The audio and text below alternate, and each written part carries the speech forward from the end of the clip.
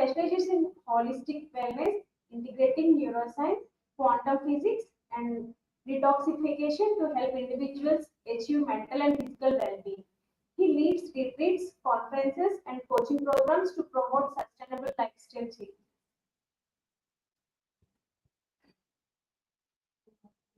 Now the presentation will be played. Thank you.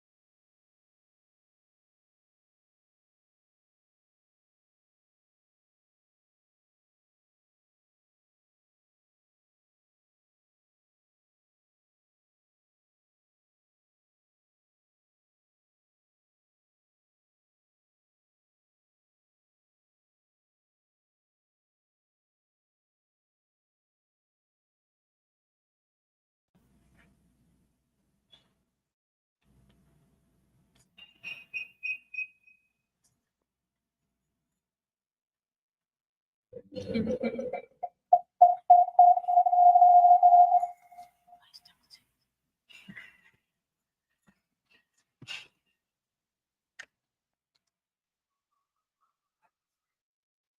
now, when we take off our masks, we realize that we're all the same. That makes this day exceptional. For the next 30, good morning, everybody. I hope you're all doing amazing today. Thank you so much for being here, for being open to receiving, and for being willing to transmit and share your energy. Also, thank you very much to the organizers of this event. They're doing incredible work getting everything ready for us. It's not an easy task, and they're amazing. So let's take a moment to acknowledge them. Let's make today a wonderful day, a day where we show compassion and understanding for each other. We're all different, and yet we're all doing our best with the best of our ability at this very moment, right now. When we take off our masks, we realize that we're all the same. That makes this day exceptional. For the next 30 minutes, I invite you to let go of who you think you are, what you do, what you know, and what you've experienced, and be open to new possibilities. Let's take a moment and take a deep breath and be very thankful for that breath. My name is Tahir Stambouli, and it's truly an honor to be here with you today. I've spent most of my adult life searching for ways to help people create and experience the best lives for themselves. I hope from all my heart the best for all of you, for today and for you. Next slide. Could it be that the path to improving mental health is not what we think? I want to leave you with a powerful idea. What if raising our consciousness could be the key to transforming our life in profound ways? I want to give you as much passion as possible so you can self-reflect and draw your own conclusions. For me, it all started at a very young age, when I came across this powerful quote from Albert Einstein. We cannot solve a problem at the same level of consciousness that we raise our consciousness, the problem will not exist. And I remember thinking, wow, I don't need to keep solving problems individually anymore. I just need to raise my consciousness and the problems will no longer exist. What if the key to improving our mental health isn't about trying to find more solutions to our problems, but about changing the level of consciousness from which we view those problems? What if raising our consciousness could completely transform the way we experience our lives? Let's reflect on that for a moment and ask ourselves, what it might mean for us. Of course, I had to ask myself the same question. What does it really mean? How do we raise our consciousness in a way that transforms how we experience life? And how can this simple shift unlock better mental well-being? I'm so excited. Let's dive into my presentation. I hope you're all excited as well. Next slide. My title is Raise Your Consciousness to Detoxify and Regenerate Your Body. Uncover the profound connection to mental health. How does raising our consciousness relate to our well-being and our mental health? Next slide.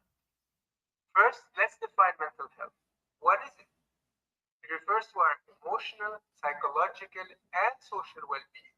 It affects how we think, how we feel, and how we act, influencing how we handle stress, relate to others, and make choices. It's about how we cope with life challenges and how we feel about ourselves and our place in the world. Some conditions like depression, anxiety, sleep disorder, and mood fluctuation are common challenges that can greatly affect our mental health. I want to ask you, have you ever experienced any of those challenges? And what did you do to find a solution to it? Often, we search for answers outside ourselves, when in fact, they may be from within. Now that we've defined at a high level what mental health is, I want to be able to link it to the microbiome, and you'll understand why in a second. Next slide. We've said that depression and anxiety greatly affect our mental health. So where do they come from? These conditions that we don't like at all. Did you know that we have more microorganisms in our body than actual human cells? It's amazing to think that it's even a possibility. The microbiome, those families of microorganisms that are in our gut, and you know what?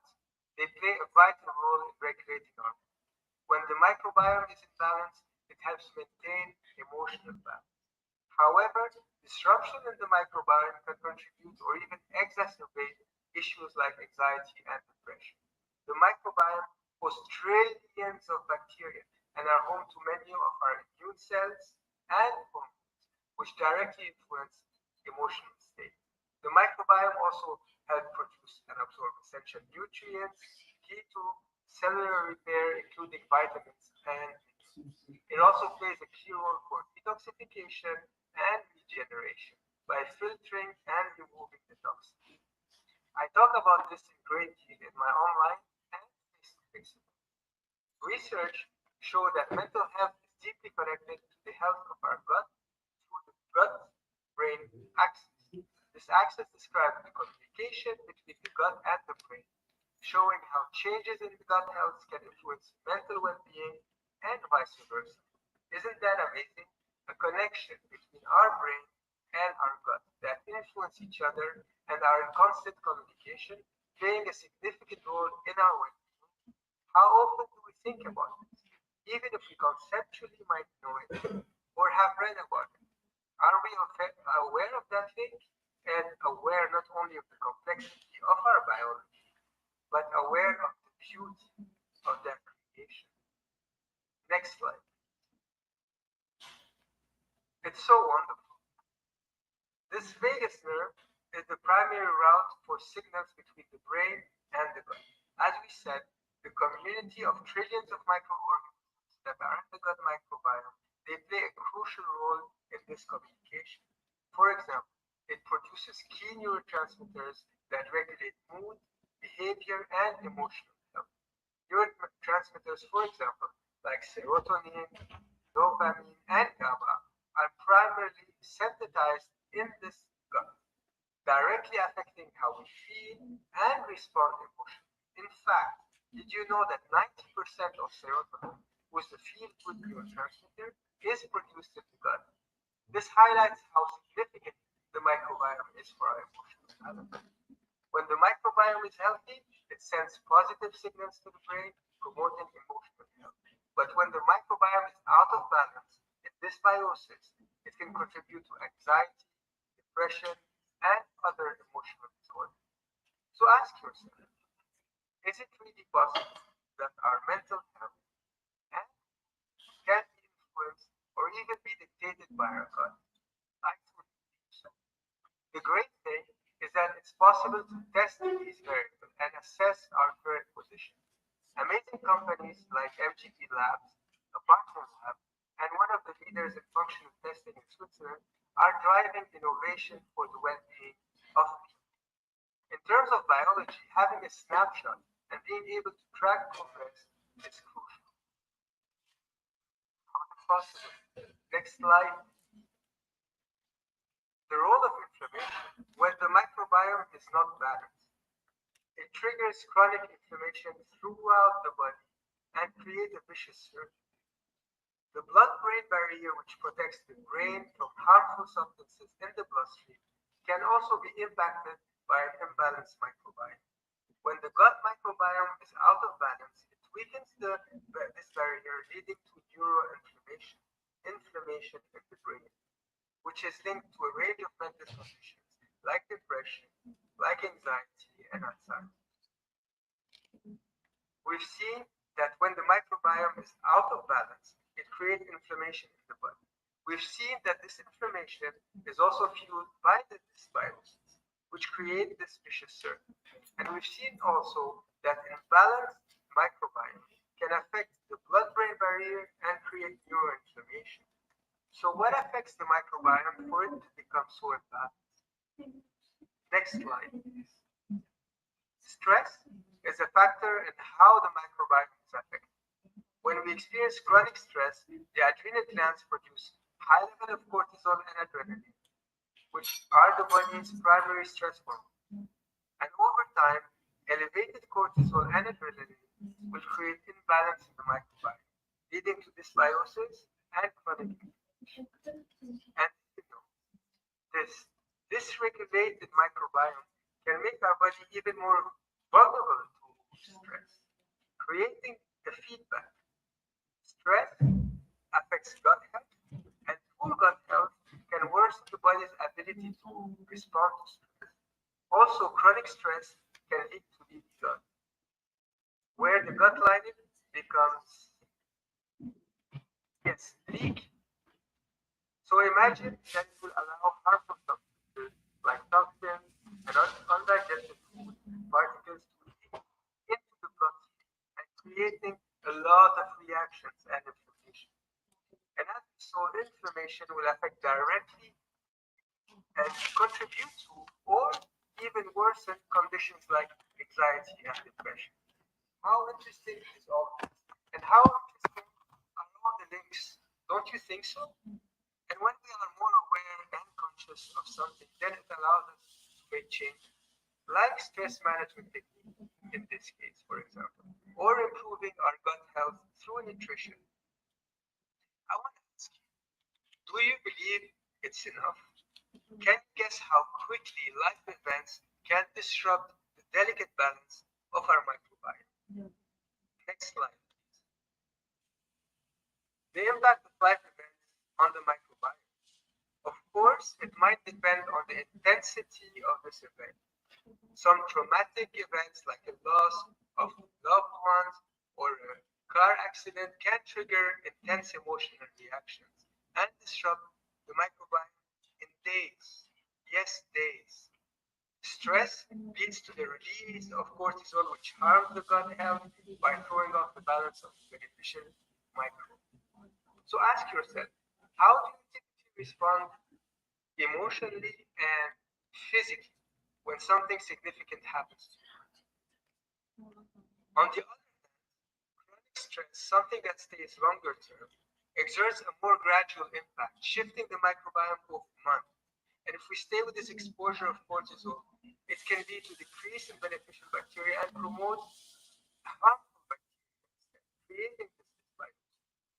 So ask yourself, how is the ongoing stress in your life affecting your health, affecting your gut, and affecting your mental state over time?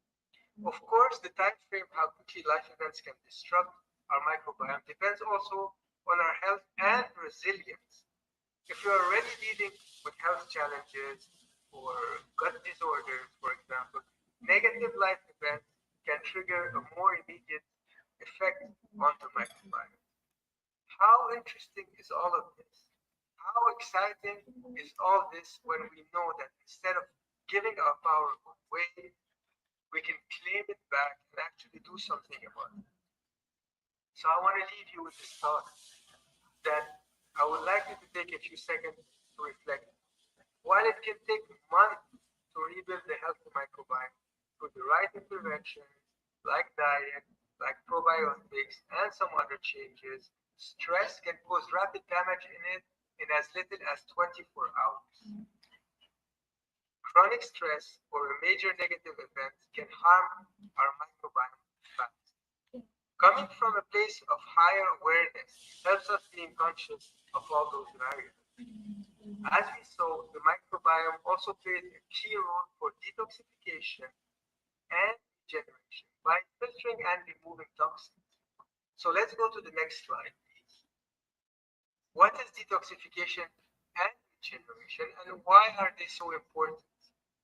I dive very deep into the science of true detoxification during my online and face-to-face events, as well as in immersion during my retreats.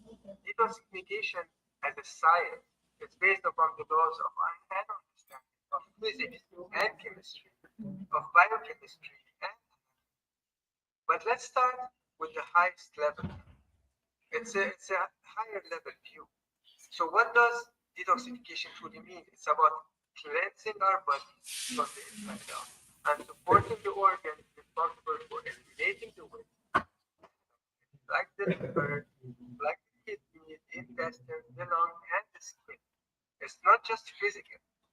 It's also about clearing away all the emotional and mental clutter that blocks the flow of energy. When we detoxify, we often experience increased mental clarity, emotional balance, and even spiritual renewal. This process allows us to connect to our higher selves and see the world with fresh eyes. Each organ plays a crucial role in detoxification. The more we become aware of these processes, and the more we understand how essential it is to support them and provide the resources they require to thrive. How many of you have experienced a simple detoxification process, or just some juice cleanses or little fasting, and have felt not only the physical releases, but also all the emotional releases and the mental clarity and peace that follows? When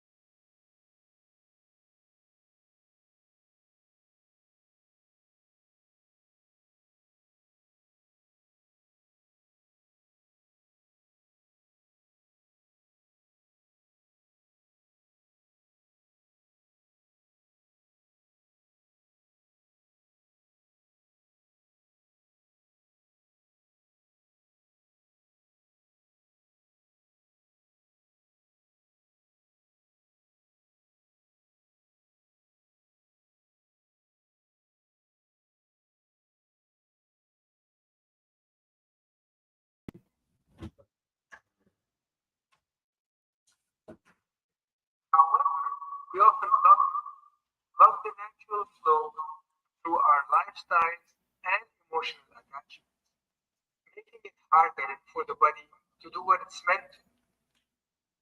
Next slide. Now, why do we need detoxification?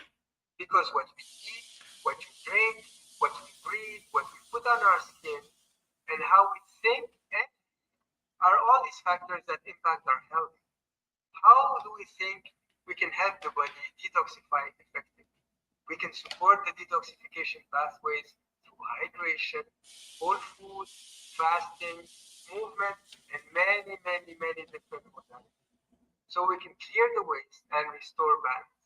Detoxification is not just about eliminating physical toxins. It's about shedding the mental and emotional baggage we carry. Next slide.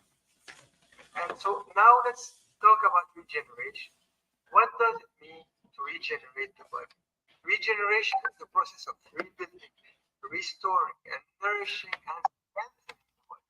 After detoxification clears the pathway, regeneration rebuilds the body from the inside out. It's about providing the right nutrients, exercise, and rest to nourish the body and mind, helping them to function fully. Just like a plant needs regular care to thrive, our bodies need ongoing nourishment and detoxification and regeneration go hand in hand, like two sides of the same coin. Detox clears the path and regeneration rebuilds it. We need both to maintain vitality and overall well-being. Let's go to the next slide.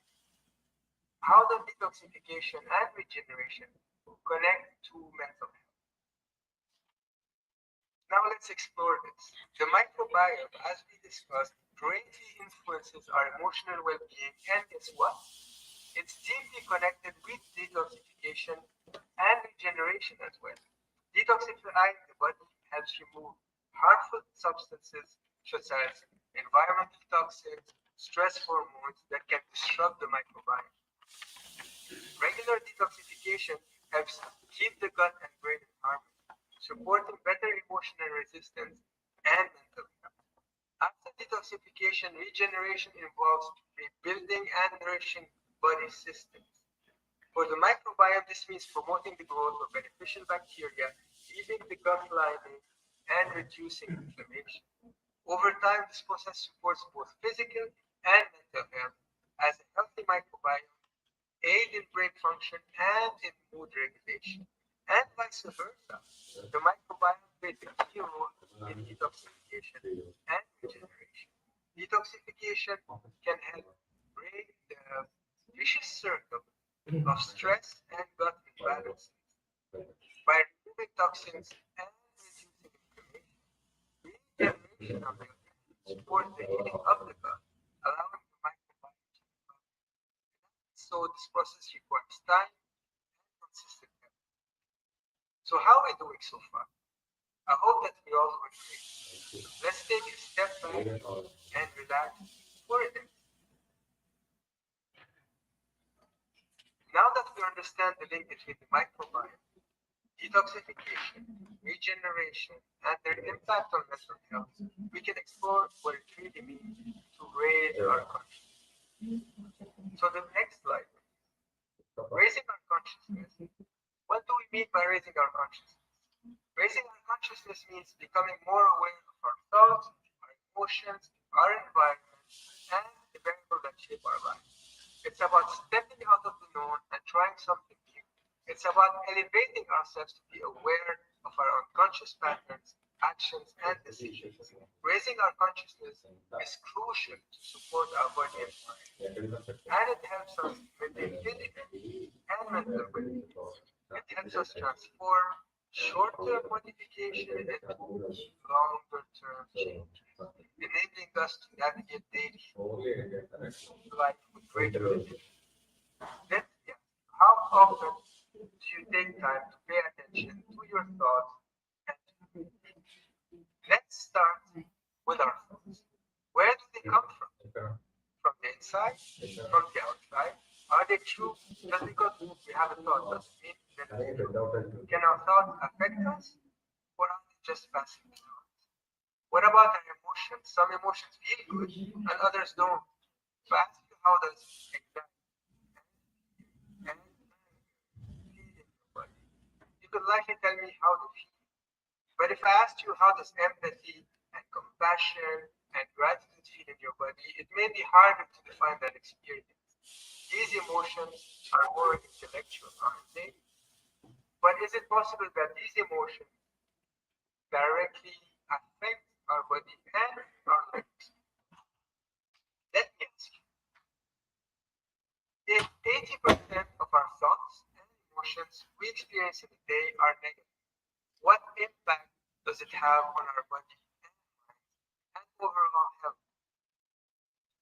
Our environment, can people we surround ourselves with and the environment we engage with affect us? Can these factors influence our life experience and our bodies? Have you ever asked yourself, what may happen if we change our environment? When we raise our consciousness, we can also see our human experience from a different angle. We come into this world with nothing, and we leave with nothing. What legacy do we want to leave behind? There are things that affect us that we can see, and others that we can't see, like our thoughts, our emotions, and all the things around us that we can't perceive with our senses. How does all of this affect our life? Raising our consciousness is also about accepting that we don't perceive everything with our human senses. It's about opening ourselves to what we don't understand and to embrace possibilities. Raising our consciousness also means that we realize that we are connected and that every interaction affects someone or something. We are here together and for each other. Raising our consciousness also means being aware of our human existence. We know when our life started, but we don't know when they will end. We're so lucky to have our senses, to taste chocolate, to hold someone we love, to listen to music, to watch the sunrise, and smell flowers. So let me ask you, what do you want to experience with your senses? Raising our consciousness also means being willing to go to the unknown, to dare, and try something new without fear, instead of repeating the same thing over and over and over again. For example, if I invite you to watch a movie, you would likely say, yes, let's go. But if I invited you every day to watch the same movie for months and months, you'd probably say, no way, thank you, you're very kind, but no. Because no one wants to see the same movie over and over again, right? So let me ask you, how open are you to stepping into the unknown and trying new things. Raising our consciousness also means being aware of the mind and body connection. When we raise our consciousness, we understand our mental state directly impacts our physical body. Stress and anxiety show up in our body as tension and pain. Raising our consciousness means becoming aware of how our thoughts and emotions affect our physical. For example, our thoughts transmit energy at the frequency that holds a particular information and impacts our senses. Our emotion release either feel-good hormones like dopamine, serotonin, or stress hormones like adrenaline and cortisol. That is going to affect our biology one way or the other. Neuroscience show that thoughts and emotions are closely linked to our physical body. Our environment also impacts our gene expressions through epigenetics, affecting how our gene function. Also, quantum mechanics teaches us that energy and matter aren't separate but interconnected in dynamic ways. They are known experiences of thoughts, of emotions, of prayers affecting water and its crystals, for example, as well as sound and music modifying different shapes in the sound. In closing, and the next slide, raising our consciousness is being aware of all these variables we discussed earlier. Think of consciousness like a light switch in a dark room. When the switch is off, you can't see anything. But when the light is on, everything becomes clear. When everything is clearer, we gain discernment, making it easier to choose how we navigate life. And we become conscious of the unconscious choices we make every day. We are the creators of our lives. And as creators, we have the power to choose. Our life reflects our choices, and so is our health. And to change something, we must first be aware of it and then take responsibility for it. I hope I'm giving you passion, and I want to encourage you to take my presentation as a motivation to do something good for yourself, to step into the unknown, to try something new, to have fun, to laugh, to dance, to sing, and enjoy life. When we do things that bring us joy, we create health. And when we approach challenges and negativity and adversity with a higher consciousness, they tend to disappear. Health will always be a choice, but we must first realize that we have the power to choose. I'm so grateful for all of you, and I'm in awe of the wonder of life. Allow me to close with a quote of Albert Einstein. We can either live life like nothing is a miracle, or live life like everything is a miracle. Thank you very much for joining me on this journey. I wish you the best for the rest of the day and for all of us. I encourage you to please visit my website, www.lidowellbeing.com. Come to my events, both face-to-face and online. They're awesome. I also work with companies, with athletes, with schools, with individuals, and all the health and medical professionals. You will find all the links on my website. So please register, as well as you and your loved one. On my website, you can also purchase my ebooks, where you can dive deeper into the contents of this presentation and learn how to implement it in your life. Your well-being is very important. Thank you.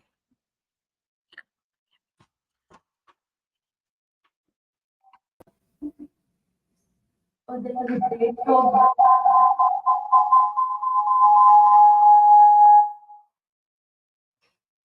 That was a great talk by Tara. And we have a few questions from our audiences. We will post it on Tara's email in a while. And audience, please wait. Our next speaker, Manjit Kaur, will be joining.